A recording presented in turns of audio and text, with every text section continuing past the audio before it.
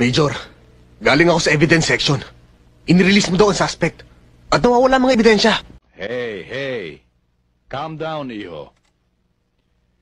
Ikaw ba itinanong mo na sa sarili mo kung tama yung ginawa ninyong raid? Did you follow proper procedure? Did you have the proper documents? Meron ba kayong search and arrest order? Illegal firearms ang nasabat namin. Mga kontrabando.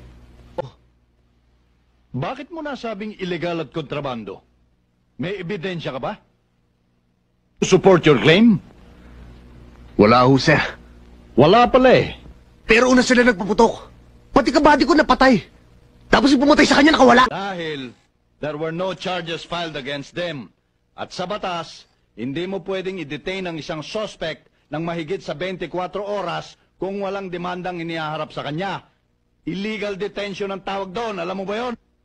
Bubueltahan tayo ng human rights. Human rights? Mas binibigyan niyo pang importansya karapatan ng mga kriminal?